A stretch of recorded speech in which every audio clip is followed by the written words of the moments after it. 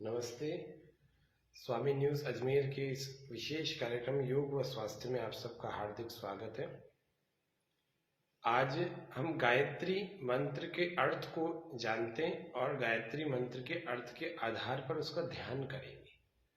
देश के बहुत ही माने हुए एक विद्वान सन्यासी स्वामी विवेकानंद जी के सानिध्य में आज हम चलते हैं। आइए प्रारंभ करते हैं। धर्म प्रेमी सज्जनों, माताओं और बहनों, आज हम गायत्री मंत्र का पाठ करेंगे। गायत्री मंत्र के माध्यम से ईश्वर का ध्यान करेंगे और गायत्री मंत्र पर व्याख्यान करेंगे। तो पहले सब मिलकर गायत्री मंत्र का पाठ करते हैं। ओम भूर्भुवः स्वः तत्सवितुर्वरेण्यं भर्गो देवस्य धीमहि धियो यो नः प्रचोदयात्।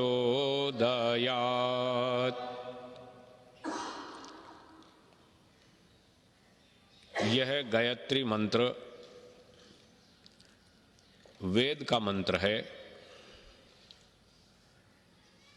यजुर्वेद में और 2 अन्य वेदों में भी यह मंत्र आया है। बहुत ही पवित्र मंत्र है।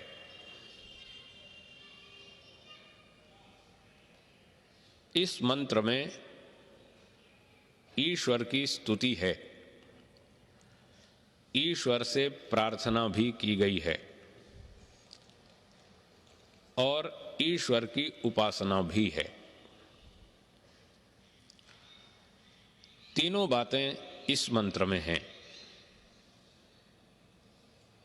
इस कारण से भी इस मंत्र का महत्व अधिक माना जाता है और इस मंत्र में जो प्रार्थना की गई है वह सबसे उत्तम प्रार्थना है। इस कारण से भी इस मंत्र का महत्व सबसे अधिक माना जाता है। संसार में सबसे उत्तम वस्तु है बुद्धि। जिस व्यक्ति की बुद्धि अच्छी है उसके सब कार्य अच्छी प्रकार से संपन्न हो जाते हैं। वह व्यक्ति शुभ कर्मों का आचरण करता है और सुख को प्राप्त करता है। जिस व्यक्ति की बुद्धि अच्छी नहीं है वह व्यक्ति अशुभ कर्म करता है और दुख को प्राप्त करता है। सुख सबको प्रिय है, दुख को कोई भी नहीं चाहता। सुख प्राप्त करने के लिए बुद्धि उत्तम होना आवश्यक है और इस मंत्र में हमारी बुद्धि उत्तम हो, हम बुद्धि से अच्छा चिंतन करें, अच्छा निर्णय करें और शुभ कर्मों का आचरण करें, ऐसी भगवान से प्रार्थना की गई है। इसलिए इस मंत्र का महत्व सबसे अधिक माना जाता है। तो हम पहले इस मंत्र के माध्यम से ईश्वर का ध्यान करेंगे। ईश्वर के ध्यान में मंत्र का पाठ और अर्थ का चिंतन और ईश्वर का ही विचार, ये 3 कार्य किए जाते हैं।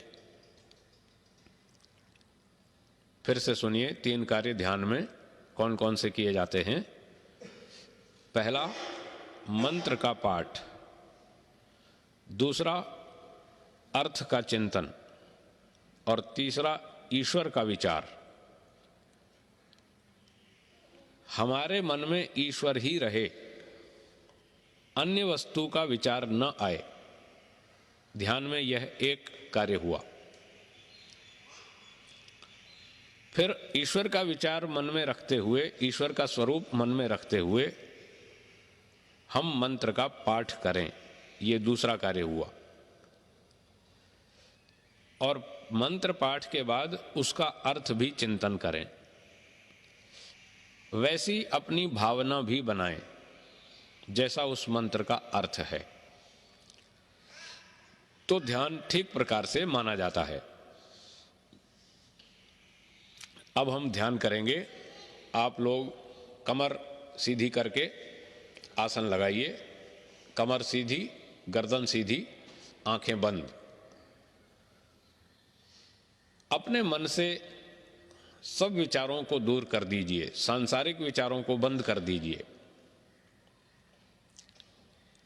और मन में संकल्प कीजिए कि इस समय हम केवल ईश्वर का ही चिंतन करेंगे, ईश्वर का ही स्वरूप अपने मन में रखेंगे,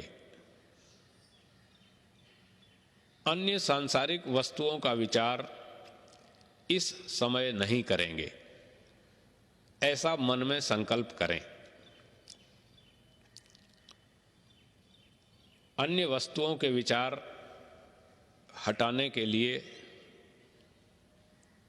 उनके चित्र भी हमारी स्मृति में न आए, ऐसा करने के लिए एक सरल उपाय है। वह इस प्रकार से है। आंखें बंद करने के बाद अपने मन में सोचिए, चारों तरफ खूब गहरा अंधेरा है, घोर अंधकार है। इस अंधकार में कुछ नहीं दिखाई देता, शून्य आकाश, केवल शून्य आकाश ही प्रतीत होता है।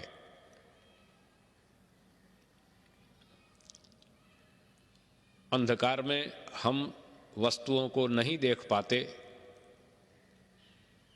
जब अपने मन में ऐसा विचार करेंगे कि चारों तरफ खूब गहरा अंधेरा है, तो मन में कोई वस्तु का स्मरण नहीं हो पाएगा, कोई चित्र भी नहीं दिखाई देगा, केवल शून्य आकाश ही प्रतीत होगा, खाली आकाश। ऐसी स्थिति बनाने का प्रयत्न करें। अब ऐसी स्थिति बनाकर अब ईश्वर का चिंतन करेंगे, ईश्वर का स्वरूप अपने मन में रखेंगे। हे ईश्वर, आप सच्चित आनंद स्वरूप हैं, सर्वव्यापक हैं, आप निराकार हैं,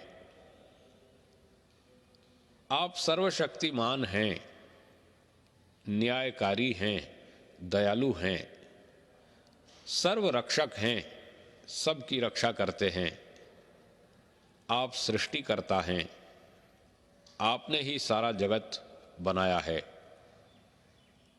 आप ही इसका धारण पोषण करते हैं और समय आने पर आप ही इसका विनाश भी करते हैं। इस प्रकार से ईश्वर का स्वरूप अपने मन में रखते हुए अब गायत्री मंत्र का पाठ करेंगे। मैं थोड़ा थोड़ा बोलता हूं, आप कृपया सुनिए और बाद में आप भी दोहराइए। ओम भूर्भुवः स्वाहा। बोलिए।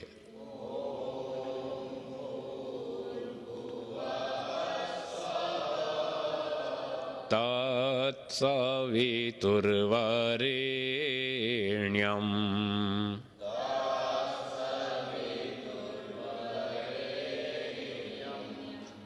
भर्गो देवस्य धीमहि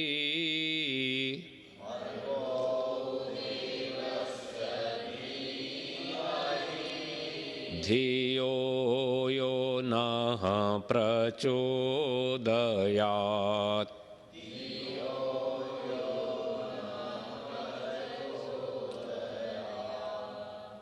अब इसका अर्थ थोड़ा थोड़ा गा करके बोलेंगे।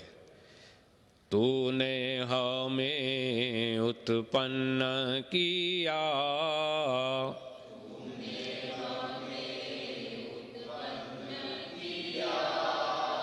पालन कर रहा है तू,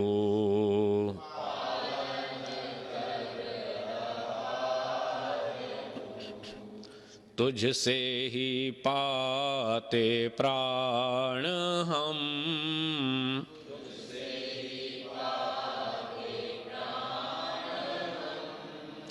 दुखियों के कष्ट हरता तू।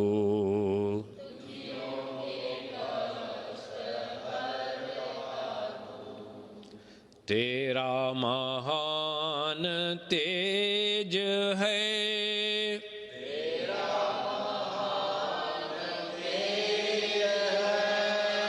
छाया हुआ सभी स्थान,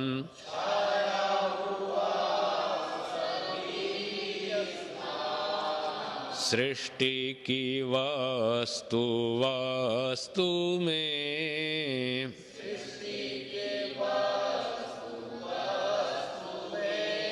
तू हो रहा है विद्यमान।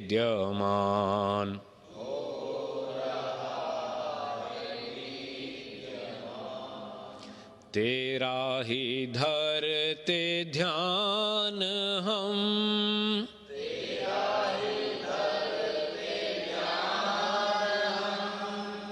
मांगते तेरी दया,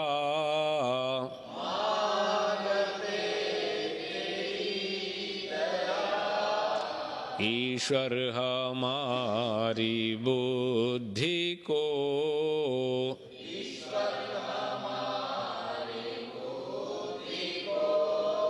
श्रेष्ठ मार्ग पर चला।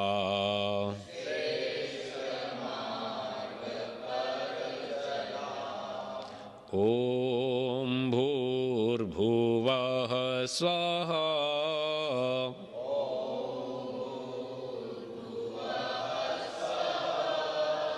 तत्सवितुर्वरेण्यम्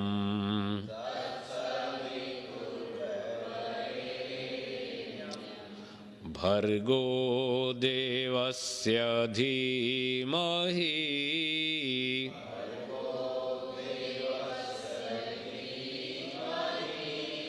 धियो यो नः प्रचोदयात्।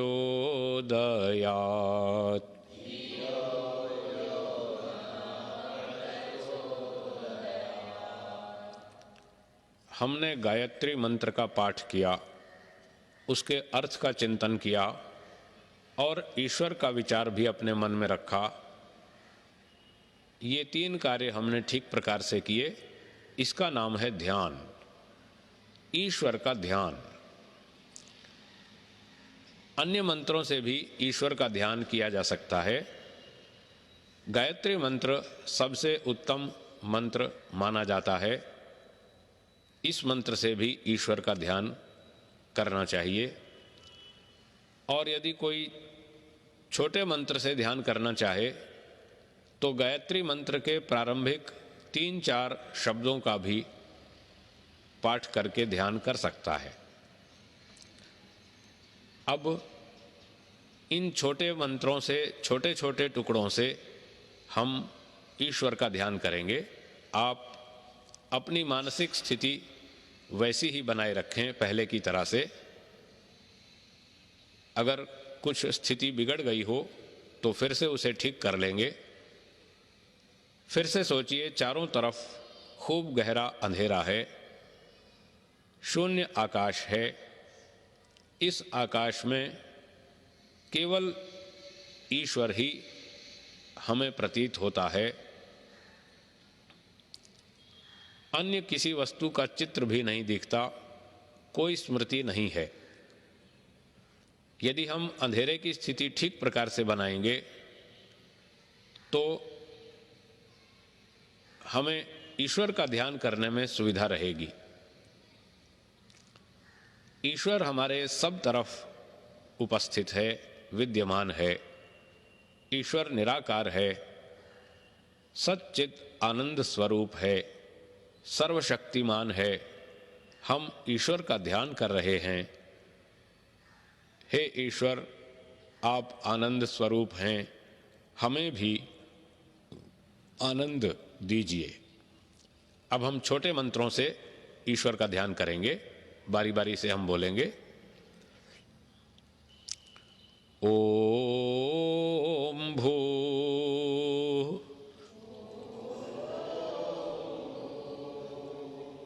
ओम भुवः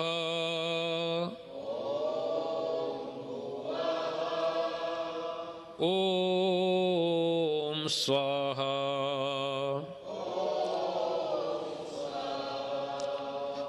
ओम भू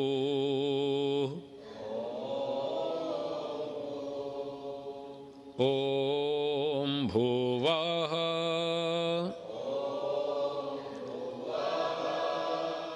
ओम स्वाहा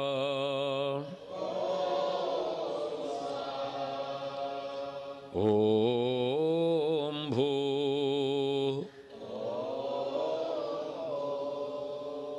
ओम भुवः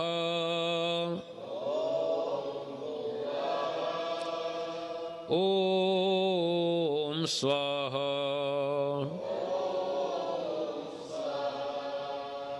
ओम भू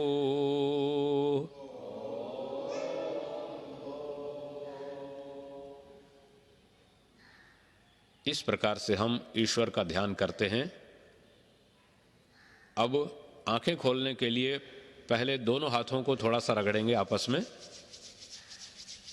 4-5 बार हथेलियों को आंखों पर घुमाइए, आंखों को सहलाइए, हथेलियों से आंखों को ढक लीजिए और धीरे धीरे हथेलियों के अंदर ही आंखें खोलेंगे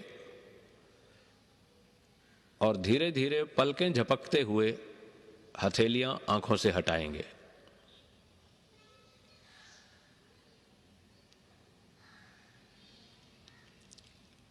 काफी देर आंखें बंद रखने के बाद एकदम आंखें खोलने से बाहर का जो तीव्र प्रकाश है वो आंखों में चुभता है, तो प्रकाश आंखों में न चुभे इसलिए धीरे धीरे आंखें खोली जाती हैं। इसका इतना ही प्रयोजन है। तो गायत्री मंत्र से और ओम भूः ओम भुवः ओम स्वः, इन छोटे छोटे मंत्रों से हमने ईश्वर का ध्यान, चिंतन, मनन करने का अभ्यास किया। अब गायत्री मंत्र पर हम थोड़ा व्याख्यान करेंगे। इस मंत्र के शब्दों पर थोड़ा विचार करेंगे। गायत्री मंत्र में सबसे पहला शब्द है ओम। ओम ईश्वर का मुख्य नाम है। ईश्वर के अनेक नाम हैं। उन सब नामों में से सबसे मुख्य नाम ओम है। जैसे प्रत्येक व्यक्ति का कोई ना कोई अपना मुख्य नाम होता है। किसी का नाम है रमेश चंद्र, किसी का नाम है सुरेश चंद्र, किसी का नाम है दिनेश कुमार। ऐसे ही ईश्वर का भी अपना एक मुख्य नाम है। और वह नाम है ओम। इस नाम का अर्थ क्या है? ओम नाम के बहुत से अर्थ हैं। उनमें से एक प्रमुख अर्थ है सर्व रक्षक, अर्थात सबकी रक्षा करने वाला। ईश्वर सर्व रक्षक है, सबकी रक्षा करता है।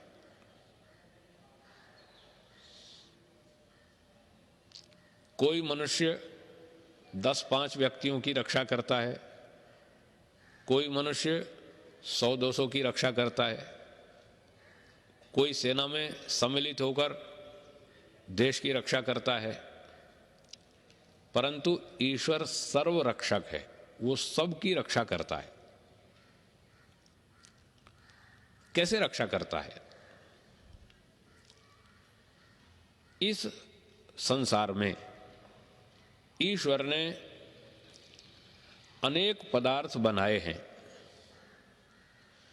जिन पदार्थों के माध्यम से ईश्वर सबकी रक्षा करता है। हमारे रहने के लिए ईश्वर ने ये भूमि बनाकर दी, पृथ्वी, जिस पर हम रहते हैं। खाने के लिए अन्न बनाया, दालें बनाई, सब्जियां बनाई, फल फूल शाक वनस्पति बनाए। और कभी रोगी हो जाते हैं तो चिकित्सा के लिए बहुत सी औषधियां बनाई, जड़ी बूटियां बनाई। इन वस्तुओं से ईश्वर हमारी रक्षा करता है। पीने के लिए पानी बनाया, स्नान करने के लिए पानी बनाया। जब गर्मी लगती है तो बहुत कष्ट होता है, उस कष्ट से अपनी रक्षा करने के लिए हम पानी से स्नान कर लेते हैं। प्यास लगती है तो पानी पी लेते हैं, उससे हमारे जीवन की रक्षा होती है। हर समय श्वास लेने के लिए ईश्वर ने हमारे लिए वायु बनाई। हम वायु के बिना 2, 4, 5, 10 मिनट से आगे नहीं जी सकते। वायु के बिना हमारे जीवन की रक्षा नहीं हो सकती। तो ईश्वर ने हमारी रक्षा करने के लिए वायु बनाई, अग्नि बनाई, सूर्य बनाया। इस सूर्य के कारण हमारे जीवन की रक्षा होती है। आप जानते हैं उत्तरी ध्रुव और दक्षिणी ध्रुव पर साल भर बर्फ जमी रहती है। वहां कोई मनुष्य नहीं रहते, वहां जीना कठिन है। कोई फल शाक वनस्पति कुछ उत्पन्न नहीं होता। तो वहां ठंड इतनी अधिक होती है, सूर्य का प्रकाश और गर्मी बहुत कम पहुंचती है, इसलिए वहां जीना कठिन है। और यहां मैदानी भागों में हम बड़े आनंद से रहते हैं। रोज हमें सूर्य का प्रकाश मिलता है, गर्मी मिलती है, इसके कारण हमारे जीवन की रक्षा होती है। तो ईश्वर ने हमारी रक्षा के लिए सूर्य बनाया और हमारी रक्षा के लिए ईश्वर ने संसार में बड़े बड़े विद्वान उत्पन्न किए। जिन विद्वानों से हम विद्या प्राप्त करते हैं, हमारे गुरु, आचार्य, सन्यासी, उपदेशक, विद्वान, माता, पिता और बड़े बुजुर्ग लोग, इन लोगों से हम विद्या प्राप्त करते हैं और उनके कारण हमारे जीवन की रक्षा होती है। इन विद्वानों के पास विद्या कहां से आई? सृष्टि के आरंभ में ईश्वर ने 4 वेदों का उपदेश दिया, जिनका नाम है ऋग्वेद, यजुर्वेद, सामवेद और अथर्ववेद। इन 4 वेदों का उपदेश देकर उसमें ईश्वर ने सब प्रकार की विद्याएं दी। उन विद्याओं से हमारे जीवन की रक्षा हो रही है। आज जो हम अनेक विद्याओं से लाभ उठा रहे हैं, गणित विद्या, भूगोल विद्या, खगोल विद्या, चिकित्सा विद्या, पाक विद्या, विमान विद्या, नौका विद्या, जितनी भी विद्याओं से हम लाभ उठा रहे हैं, इन विद्याओं से हमारे जीवन की रक्षा हो रही है। और ये सारी विद्याएं 4 वेदों में ईश्वर ने बतलाई हैं। वेद ईश्वर की ओर से मनुष्यों को दिया गया संदेश है। तो ईश्वर ने विद्या देकर हमारी रक्षा की। फिर जो व्यक्ति जैसे कर्म करता है, ईश्वर उसको ठीक ठीक न्याय के अनुसार वैसा ही फल देता है। कर्मों का फल देकर के ईश्वर ने हमारी रक्षा की। अच्छे कर्म का अच्छा फल और बुरे कर्म का बुरा फल। जो व्यक्ति हम पर अन्याय करता है, उस अन्यायकारी व्यक्ति को ईश्वर दंड देता है। और जिस पर अन्याय हुआ है, जिसकी हानि हुई है, उसकी हानि की पूर्ति करके, क्षति पूर्ति करके ईश्वर उसकी रक्षा करता है। इस प्रकार से ईश्वर सबके साथ न्याय करता है, सबकी क्षति पूर्ति करता है। इस प्रकार से ईश्वर सर्वरक्षक है। यह है ईश्वर का सर्वरक्षक स्वरूप। तो ओम ईश्वर का सबसे मुख्य नाम है। ओम का अर्थ है सर्वरक्षक। इसके बाद दूसरा शब्द है मंत्र में भूः। भूः का अर्थ है जो प्राणों से भी प्रिय। ईश्वर प्राणों से भी प्रिय है। आप सोचेंगे हमें तो ईश्वर प्राणों से प्रिय नहीं है, संसार के लोगों को प्राणों से प्रिय नहीं है। ठीक बात। आज तो लोगों को धन प्रिय है, ईश्वर प्रिय नहीं है।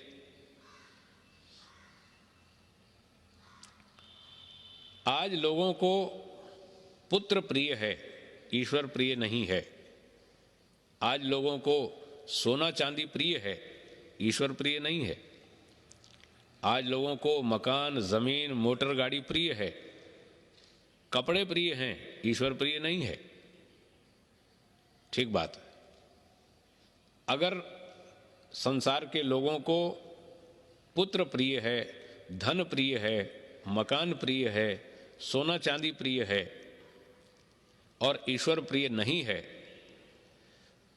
तो ये गलत स्थिति है, ये अच्छी स्थिति नहीं है। भूः शब्द ये कहता है कि हमें यदि ईश्वर प्रिय नहीं है तो ईश्वर प्रिय होना चाहिए। अगर नहीं है तो ईश्वर को प्रिय बनाओ, ईश्वर से प्रेम करो। धन को छोटा मानो, ईश्वर को बड़ा मानो। पुत्र को छोटा मानो, ईश्वर को बड़ा मानो। संपत्ति को छोटा मानो, ईश्वर को बड़ा मानो। ये भूः शब्द का अर्थ है। अगर किसी व्यक्ति का स्तर इतना ऊंचा है, उसको धन से ईश्वर अधिक प्रिय है, तो बहुत अच्छी बात है, ऐसा होना चाहिए। और अगर इतना स्तर नहीं है तो इतना स्तर बनाया जाए, ऐसा स्तर बनाने का प्रयत्न किया जाए कि हम धन के लिए ईश्वर को न छोड़ दें, ईश्वर के लिए धन छोड़ दें, कोई बात नहीं। धन की कीमत कम है, ईश्वर की कीमत अधिक है। संपत्ति का मूल्य कम है, ईश्वर का मूल्य अधिक है। इस तरह से हम अपना चिंतन बनाएं, हम ऐसा अपना स्तर बनाएं। ये भूः शब्द का अर्थ है। अगला शब्द है भुवः। ओम भूः भुवः। ये भुवः का अर्थ है सब दुखों का नाशक। सब दुखों को दूर करने वाला। जब हमें भूख लगती है तो कष्ट होता है, भूख लगती है। इस भूख रूपी कष्ट के निवारण के लिए, इस दुख के नाश के लिए ईश्वर ने हमारे लिए अन्न बनाया, तरह तरह के अन्न बनाए। गेहूं, चना, ज्वार, बाजरा और भी अनेक प्रकार के अन्न बनाए। अनेक प्रकार के शाक सब्जियां बनाई, दालें बनाई। जब हमें भूख से कष्ट होता है तो अन्न को, भोजन को खा करके हमारा कष्ट दूर हो जाता है, हमारा दुख दूर हो जाता है। ईश्वर ने हमारा दुख दूर कर दिया। अगर हमारे खाने के लिए अन्न, औषधियां, वनस्पतियां, फल फूल, शाक सब्जी ईश्वर न बनाता तो हम भूख के कष्ट से छूट नहीं पाते और वो दुख हमारा दूर ही नहीं हो पाता। कभी कभी रोगी हो जाते हैं, मान लीजिए ज्वर आ गया, बुखार आ गया, अब शरीर तप रहा है, बहुत कष्ट हो रहा है। उस कष्ट से छुड़ाने के लिए, उस दुख को दूर करने के लिए ईश्वर ने ऐसी जड़ी बूटियां संसार में पैदा की, उत्पन्न की, ऐसी औषधियां, वनस्पतियां बनाई, जिन वनस्पतियों, औषधियों का सेवन करके हम उस बुखार के दुख से दूर हो जाते हैं, बुखार का दुख हमसे छूट जाता है। इस प्रकार से ईश्वर हमारे कष्टों का निवारण करता है, सब दुखों को दूर करता है। ये तो हुए बाह्य कष्ट, बाहर के दुख। कुछ हमारे मन में भी दुख होते हैं, मानसिक दुख बोलते हैं उनको। उदाहरण के लिए किसी व्यक्ति ने दूसरे व्यक्ति का अपमान कर दिया, कुछ उस पर एक दो झूठे आरोप लगा दिए। अब उसको मन में बड़ा दुख होता है कि अमुक व्यक्ति ने मुझे बदनाम किया है, मुझ पर झूठा आरोप लगाया है, उसको मन में बड़ा कष्ट होता है। इस कष्ट को दूर करने के लिए बाजार में कोई औषधि नहीं है, कोई गोली नहीं मिलती है जो इस कष्ट को दूर कर दे। हाँ, नशे की गोलियां मिलती हैं,